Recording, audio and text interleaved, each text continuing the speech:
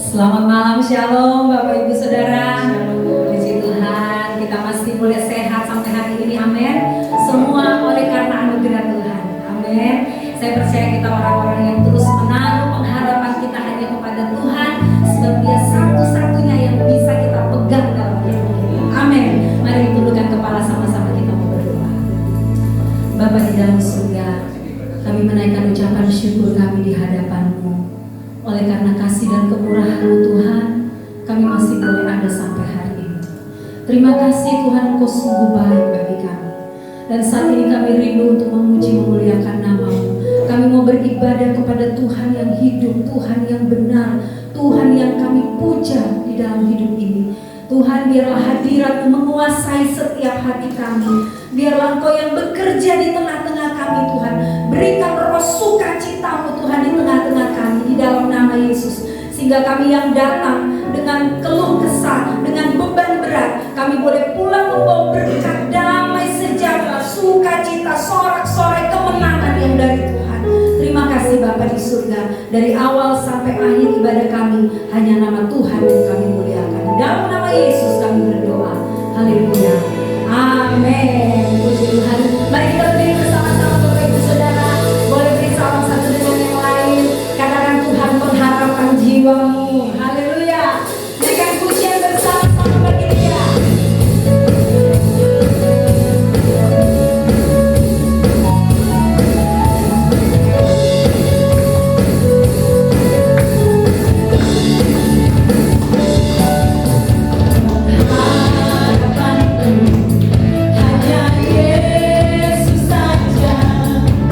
Yang melihat dan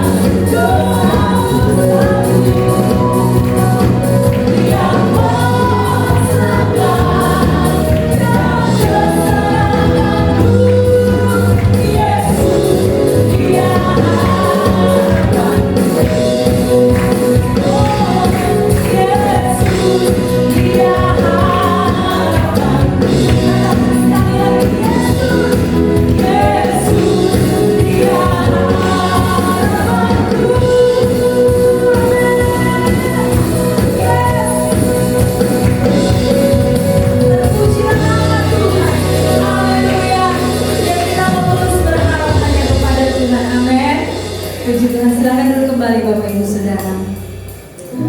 Semua karena anugerah Tuhan, semua karena kebaikan Tuhan.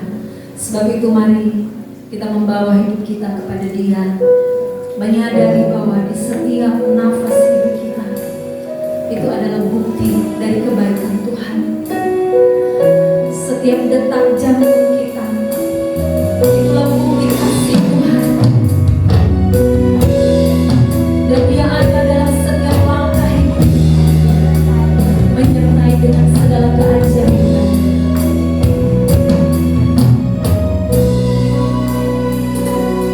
Di setiap nafas hidupku menceritakan kebaikan-Mu. Di setiap detak jantungku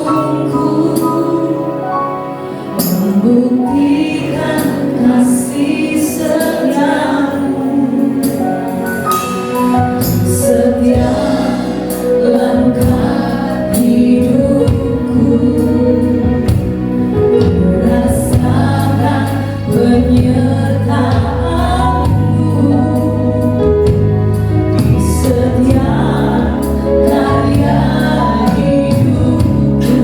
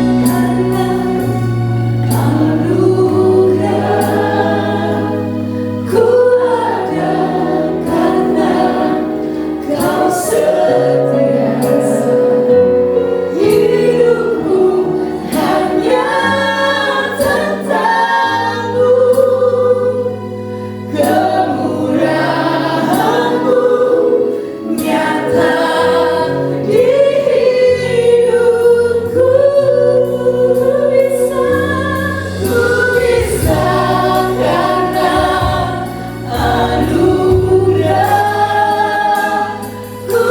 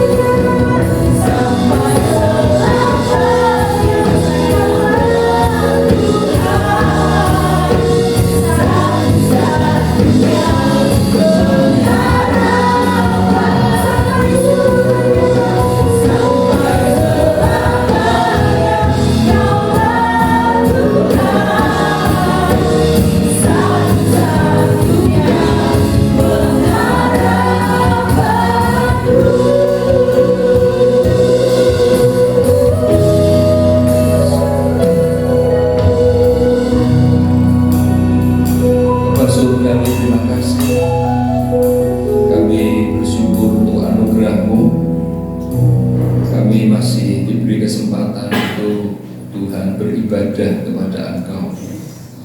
Tuhan, terima kasih Kau memberkati para pelayan Tuhan yang sudah melayani Kau, dan juga jemaat-Mu yang Tuhan mengorbankan waktu, mengorbankan Tuhan rasa nyaman di rumah, dan bersedia untuk duduk di bawah kaki-Mu.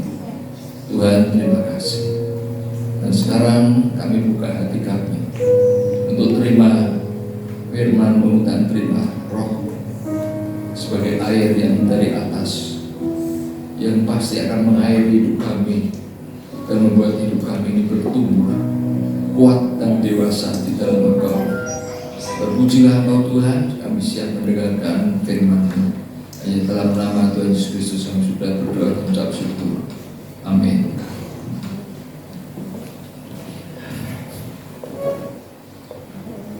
Saudara, kita akan belajar firman Tuhan, ya.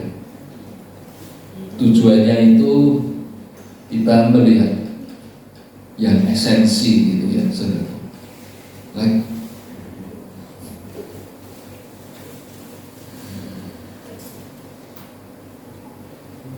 dengan judul, saudara,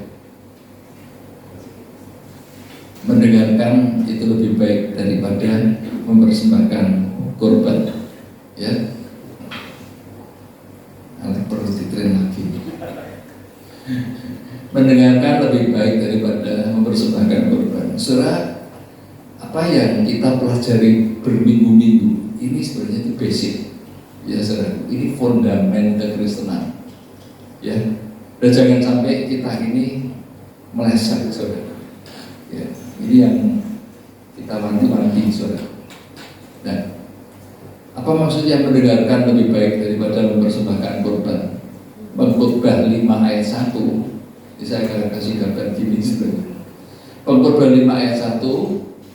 Jagalah langkahmu kalau engkau berjalan ke rumah Allah. Ya, ibadah gitu. Menghampiri untuk mendengar adalah lebih baik daripada mempersembahkan korban yang dilakukan oleh orang-orang bodoh. Karena mereka tidak tahu bahwa mereka berbuat jahat. Ya saudara. Jadi intinya begini saudara, lebih baik kita ini mendengarkan apa yang ada di dalam hati Tuhan. Ya saudara. Kalau kita tidak melakukan itu, kata firman Tuhan, kamu bodoh. Dan kamu tidak tahu bahwa kamu itu berbuat jahat. Kenapa saudara? 1 Yohanes 3:4 begini. Dosa itu adalah pelanggaran. Yang dosa itu pelanggaran. Kalau kita tidak mendengarkan apa yang ada di dalam hati Tuhan, ya kita melakukan sesuatu yang di luar atau bertentangan dengan hati Tuhan. Walaupun itu kelihatan baik, tapi itu dosa, itu jahat. Ya saudara. Nah, saudara, kita melihat satu contoh, ya, Maria. Kata Tuhan, Maria memilih bagian yang terbaik, ya, yang kekal. Apa itu? Yang mendengarkan isi hati Tuhan. Itulah sebabnya, saudaraku, kalau kita bangun pagi, ya, apa yang pertama kita lakukan? Kalau orang Israel bangun pagi, dia keluar ambil mana dari langit. Kalau kita, saudaraku, kalau kita bangun pagi, kita juga ngambil mana, tapi bukan keluar. Ya. Tapi dengarkan apa kata Tuhan. Ini perlu belajar. Ya sudah, sering orang bertanya, tapi itu cara mendengarkan Tuhan. Sudah, pokoknya kalau hatimu itu tenang, kamu berdoa, Tuhan, aku mau mendengarkan apa kata. Dan janji Tuhan begini, saudara, aku ini tidak pernah menyuruh orang Israel mencari Tuhan dengan sia-sia. Dan Tuhan berkata, aku tuh tidak ngumpet di tempat sembunyi, kamu cari aku tidak mungkin bisa dapat. Nah, ya saudara, Lukas 10 ayat 38. Ketika Yesus dan murid-muridnya dalam perjalanan tibalah ia di sebuah kampung, seorang perempuan yang bernama Marta menerima dia di rumahnya. Perempuan itu mempunyai seorang saudara bernama Maria. Maria ini duduk dekat kaki Tuhan dan terus mendengarkan perkataannya. Sedang Marta sibuk melayani, mendekati Yesus dan berkata, Tuhan, tidakkah Kau peduli bahwa saudaraku membiarkan aku melayani seorang diri? Suruhlah dia membantu aku. Saudaraku, ini hal yang esensi. Ya. Kalau kita tidak belajar untuk mendengarkan isi hati Tuhan, Anda itu berbuat jahat. Ya. Nah, Marta itu klik. Itu kalau kita orang timur itu ambil kita baik, soalnya sebabnya ada tamu datang, waduh kita layak. Tapi beda dari Kristenan, saudara. Kristenan tidak ajarkan begitu, ya. Sama Tuhan, saudara. Kalau sama orang yang mesti kita layani.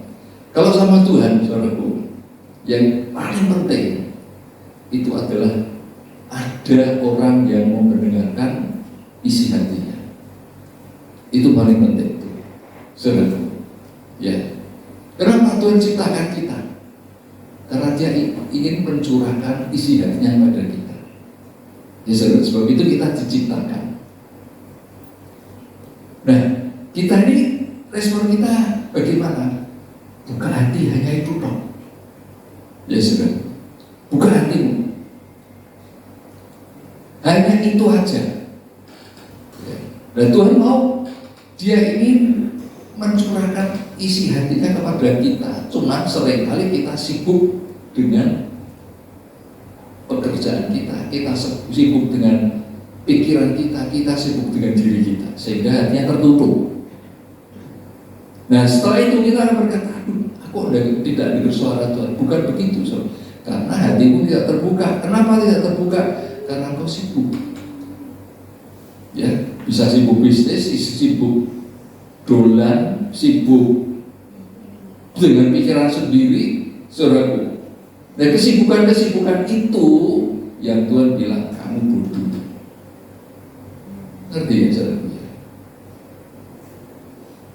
Lukas 10:41. Tetapi Tuhan menjawabnya, Marta, Marta, engkau khawatir dan menyusahkan diri dengan banyak perkara. Tetapi hanya satu saja yang perlu. Maria telah memilih bagian yang terbaik yang tidak akan diambil daripadanya. Kalau kita sudah mau membuka diri dan Tuhan mencurahkan isi hatinya, saudaraku, dan itulah hal kekal dan itu menjadi warisan tetap, nggak akan diambil. Ya saudara. Dan tentu saudara jangan bayangkan warisan tetap berarti aku nanti di dunia ini hidupku enak dan sebagainya, secara jasmani enak, dan misalnya warisan tetap ini adalah warisan kekal yang akan kita terima setelah kita selesai di bumi ini. Ya, jadi pikiran kita harus ke sana, saudara. Nah, untuk menjangkau pikiran ke sana itu, saudara, itu kita ini harus selalu tidak sibuk dengan perkara abu, kata Yesaya begitu. Ya, abu itu apa? Sesuatu yang bisa dibakar. Nah, sesuatu yang bisa dibakar, firman Tuhan bilang itu fana. Kalau kita sibuk dengan perkara itu terus, ya saudaraku, kalau kita sibuk dengan perkara abu yang kayu, rumput, jerami yang bisa terbakar, Anda tidak akan bisa untuk menaruh jiwamu kepada kekekalan. Ya saudara. Nah, saudara, khususnya para pelayan Tuhan, ya, melayani tanpa mendengarkan dahulu isi hati Tuhan itu bodoh. Kelihatannya performnya bagus, ya saudara. Tapi kalau tidak didahului dengan mendengarkan apa kata Tuhan, Anda itu bodoh. Ya saudara. Terus coba bayang, Yesus itu pelayanan cuma 3 tahun, tapi dia persiapannya 30 tahun. Tapi dia tuh tampil, perform itu cuma 3 tahun.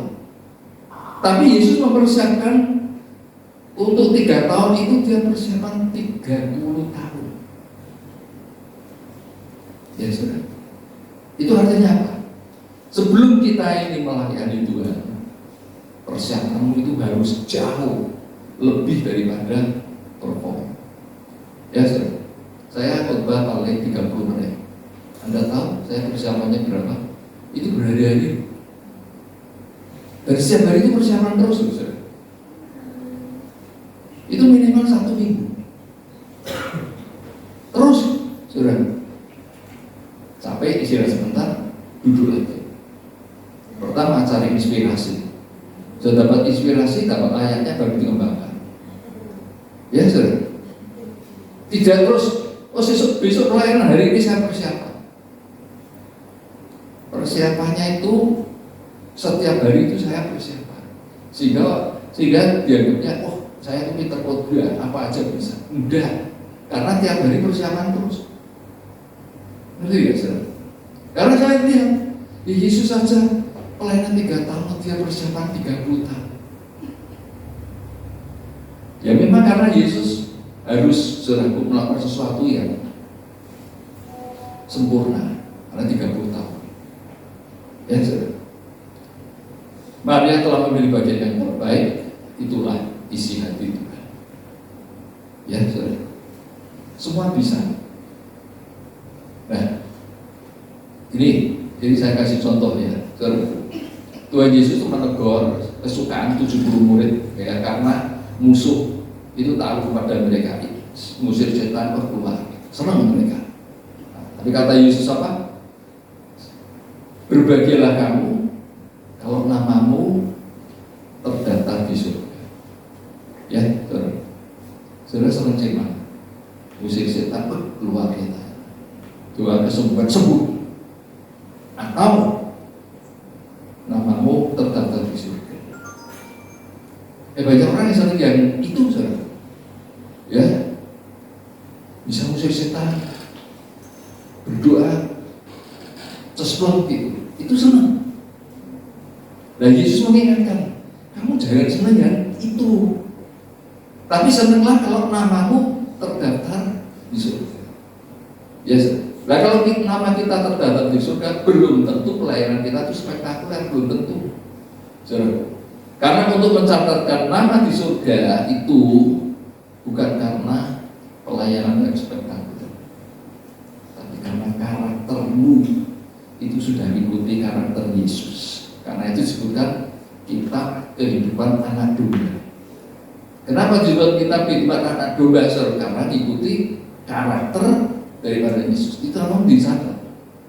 Kalau kamu bisa mengusir setan dan sebagainya, itu belum tentu nama tercatat di surga. Jadi kita pilih yang mana? Saudara, ya, kata Yesus, sesungguhnya aku telah memberikan kuasa kepada kamu untuk menginjak ular, kalajengking dan kuasa untuk menahan kekuatan musuh, sehingga tidak ada yang akan membahayakan kamu. Namun demikian, janganlah bersukacita karena roh-roh itu taat kepadamu, tetapi bersukacitalah karena namamu ada terdaftar di surga. Ini jauh lebih sulit. Mendaftarkan, mencatatkan nama kita di surga itu jauh lebih sulit dituntut kehidupan yang tanpa cacat celah. Ya, saudara. Nah, jadi bagian yang terbaik bagi 70 murid itu karena mentaati perintahnya. Ya, yang kedua, saudara, yang esensi yang Tuhan ajarkan itu yang masuk surga itu bukan yang membaca, tapi yang melakukan. Ya, saudaraku, ini cerita mengenai saudaraku orang yang kerampokan terus dianiaya. Lewatlah orang Lewi, lewatlah imam. Tapi mereka lewat saja. Tapi ada satu yang lewat, yaitu orang Samaria. Ya, saudara. Nah, orang Samaria ini yang menolong orang yang terluka. Dan kata Tuhan, saudaraku, orang imam Lewi itu jago-jago baca Alkitab, pintar, bisa juga, ilmu agamanya top. Tapi kata Tuhan, bukan itu yang Tuhan nilai. Yang Tuhan nilai itu apa? Saudaraku, perbuatan. Ya, nah, beda orang Samaria itu orang yang dianggap oleh orang Yahudi itu orang kelas kedua, saudara, karena kecampur dengan bangsa lain. Ya, saudara, dan dianggap warga kelas 2. Tapi justru orang kayak gitu itu yang melakukan firman Tuhan daripada orang pintar-pintar. Ya sudah. Dan jangan sampai kita ini kalah dengan surah yang kemarin barusan bertobat, para pelacur apa yang bertobat, mereka kemungkinan justru lebih melakukan firman Tuhan daripada kita. Ya sudah. Kita ini angel.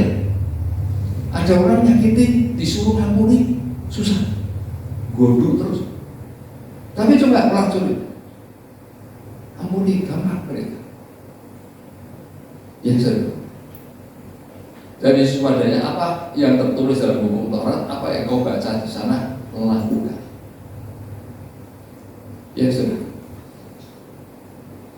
Perbuatlah demikian maka kau akan hidup. Ya.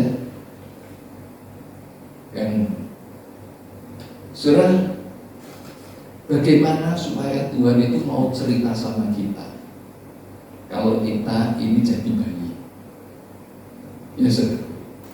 Lukas 10:21, pada waktu itu juga bergembira Yesus dalam Roh Kudus dan berkata, aku bersyukur kepadamu Bapa Tuhan langit dan bumi, karena semuanya itu engkau sembunyikan bagi orang bijak dan orang pandai, tetapi engkau nyatakan kepada orang kecil, bayi. Ya Bapak, itulah yang berkenan kepadamu.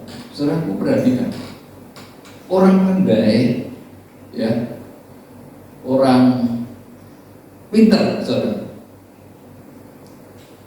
itu susah sekali kalau dia menerima perkataan Tuhan.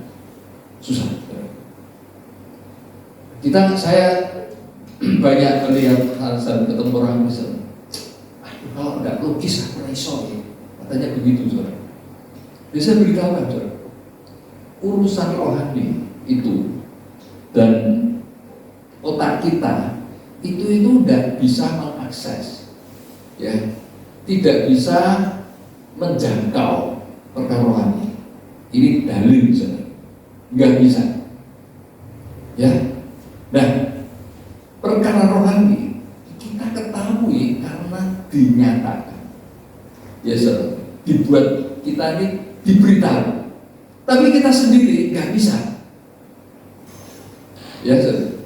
Kalau saya nggak dikasih inspirasi, saya itu nggak bisa cerita firman Tuhan, nggak bisa, saudara.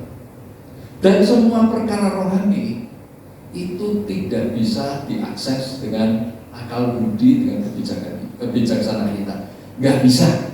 Mau S1, S2, S3, mau doktor teologi, nggak bisa. Ini kata firman Tuhan. Ya. Nah, saudara, orang pandai di antaranya, saudaraku, ini contohnya orang yang pintar bahasa Yunani, Ibrani. Ya saudara, pintar. Dan orang Yahudi bahasanya Ibrani. Tapi ketika berhadapan dengan Yesus, mereka tidak tahu bahwa ini adalah Allah yang jadi manusia. Tidak tahu. Padahal bahasa Ibrani pintar. Ya, hanya orang yang tulus, ya, orang yang jujur, orang yang mau merendahkan diri, itu yang kenal bahwa Yesus itu juru selamat. Ya, saudara. Nah, Lukas 10:22, semua telah diserahkan padaku oleh Bapakku, dan tidak ada seorang pun yang tahu siapakah anak selain Bapak dan siapakah Bapak selain anak, dan orang yang kepadanya anak itu berkenan menyatakan. Lah, menyatakan itu oleh Roh Kudus. Ya, saudara. Jadi kita bisa mengenal Allah, kita bisa mengenal Yesus itu karena Roh Kudus itu yang menyatakan. Begini, baru mudah. Tapi kalau Roh Kudus tidak menyatakan, kita disuruh menyelidiki, nggak ketemu, saudara. Paham? Saya dulu pernah belajar sama ada orang Amerika, saudara. Ya. Nah, dia bilang, walaupun kau ini duduk berjam-jam baca Alkitab, kalau Tuhan tidak menyatakan sesuatu, kamu itu nggak tahu apa-apa. Dan waktu itu saudaraku, saya itu baca Alkitab itu berjam-jam. Satu hari bisa sampai 7 jam baca Alkitab. Nah, begitu saya saudaraku dengar itu, bisa celaka. Pikir saya selama lebih lama saya baca Alkitab lebih mengerti. Ternyata enggak. Lah itu yang mengubah aku keliru. Terus gimana supaya kita mengerti hubungan? Ini. Siapakah anak selain bapak dan siapakah bapak selain anak? Yang tahu itu hubungan kalau ada bapak sama anak. Ya, tidak semua orang Kristen itu anak, belum tentu. Hanya orang Kristen yang ingin sama seperti bapaknya, lah itu anak. Ya. Nah kalau kita ingin seperti seperti Tuhan, ngampuni, sabar, disalahke ya terima, dirugike ya nggak protes. Aku ingin seperti bapak. Nah itu berarti hubunganmu anak dengan bapak.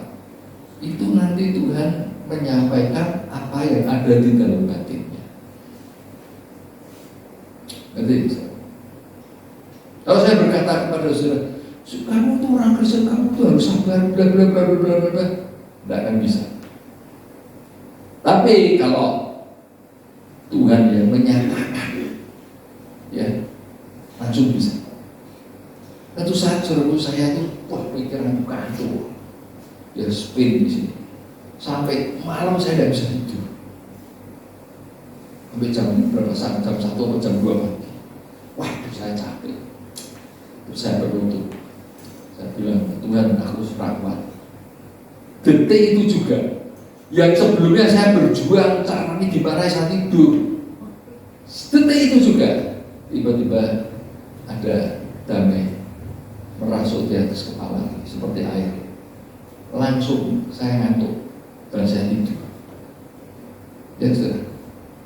Mazmur 127 ya.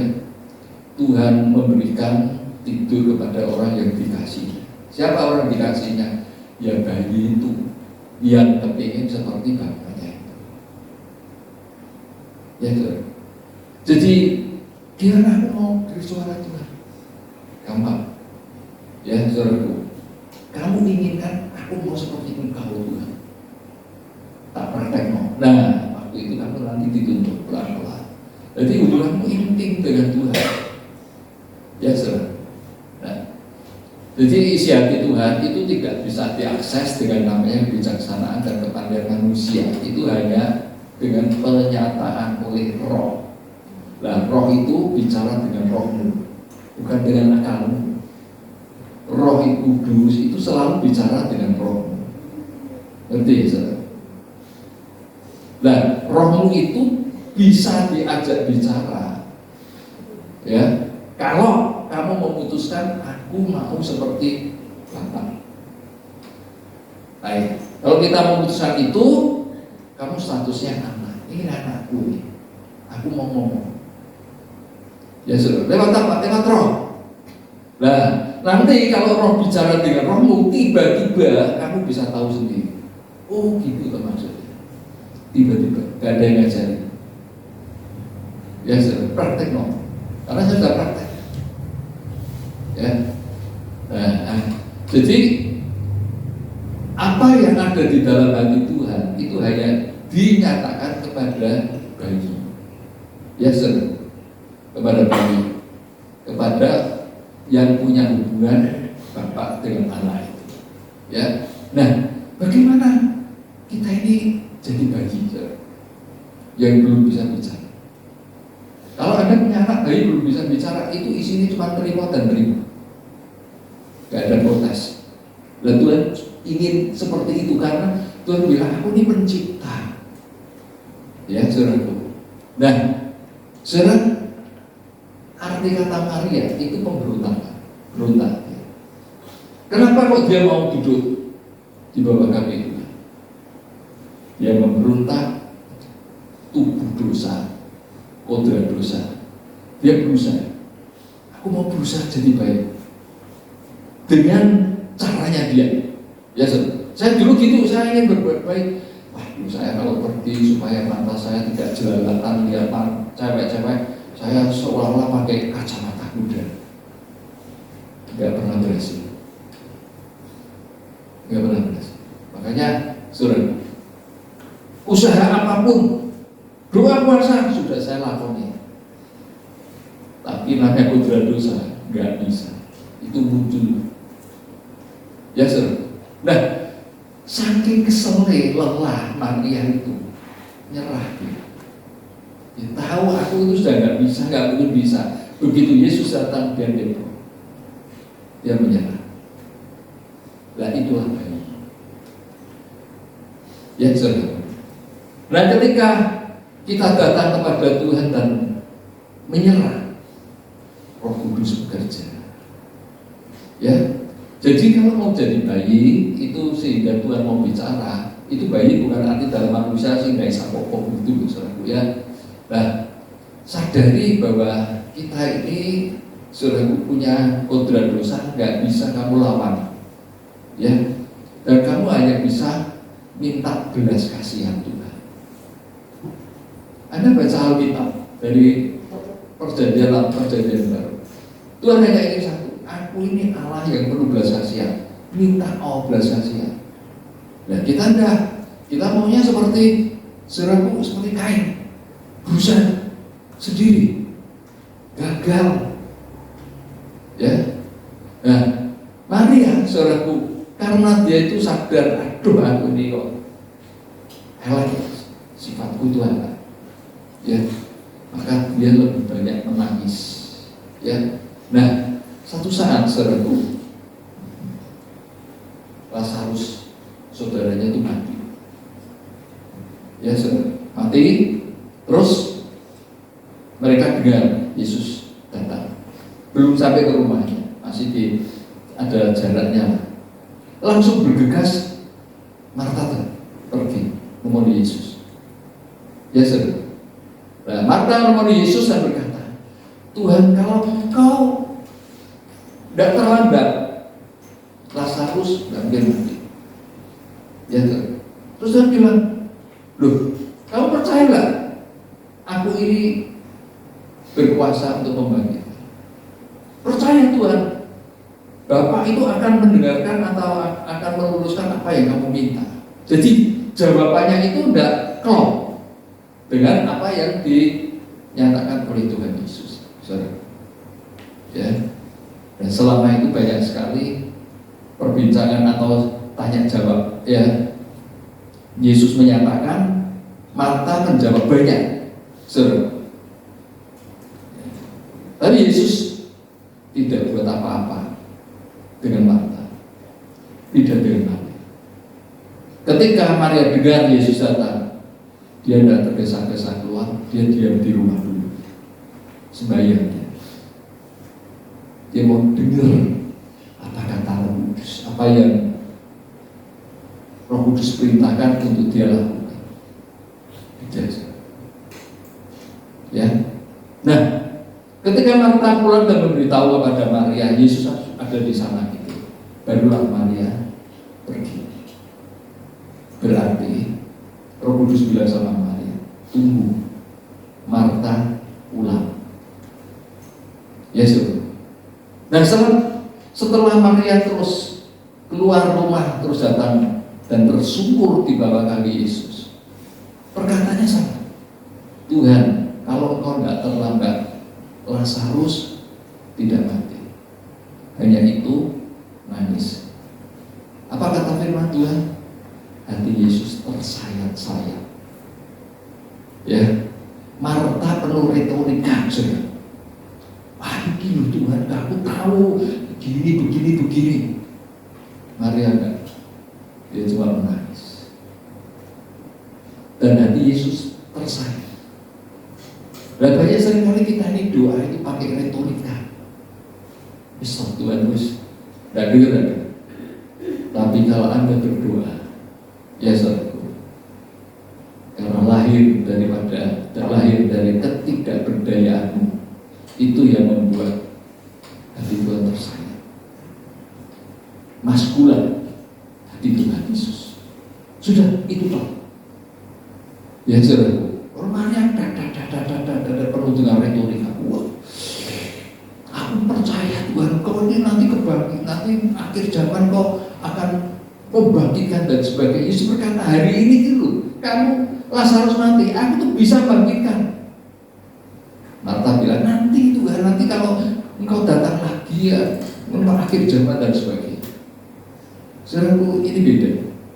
Ya, karena itu saya ajak, ayo kekristenan kita kekristenan kita ini berubah. Sekarang banyaklah mendengarkan isi hati Tuhan. Kalau jadi bayi, gimana jadi bayi? Anda itu menyesal dulu bahwa kita ini tidak berdaya sama seperti bayi.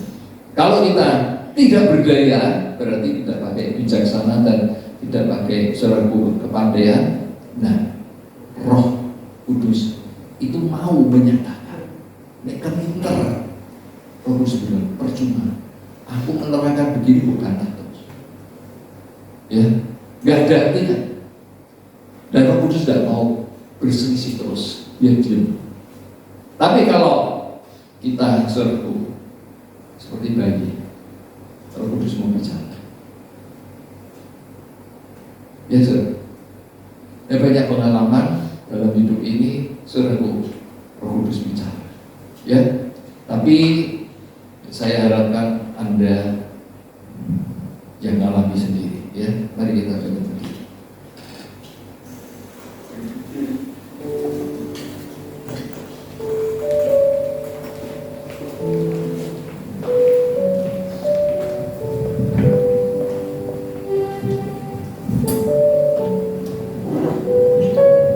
Surat praktek ya, ini bagian pokok yang penting sekali kekristenan, praktek. Ya,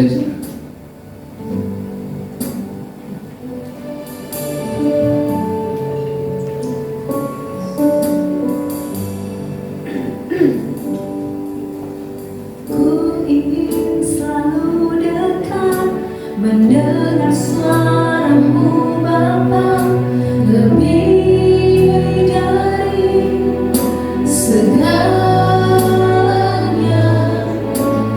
Ku ingin mengenal-Mu, rahasia hati-Mu, hanya itu rinduku. Memilih-Mu bagian yang terbaik, selamanya tak akan terganti. Harta yang paling berharga hanya Engkau Yesus selamanya.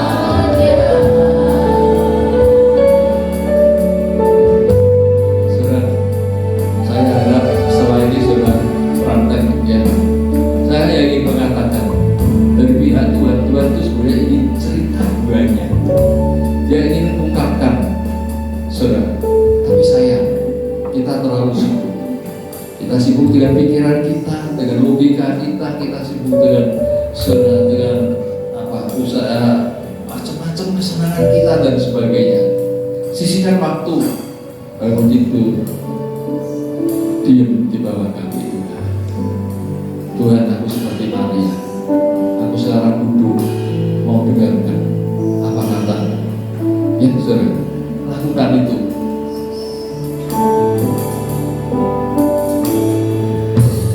Ku ingin selalu dekat, mendengar suara-Mu Bapa, lebih dari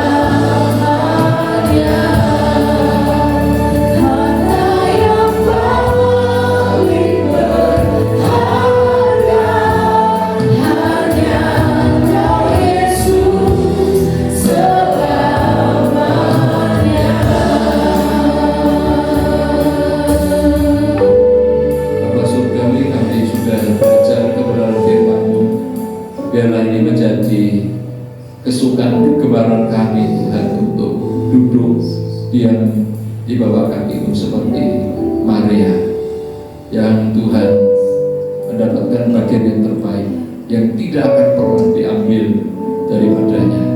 Itulah warisan kekal bagi kami Tuhan.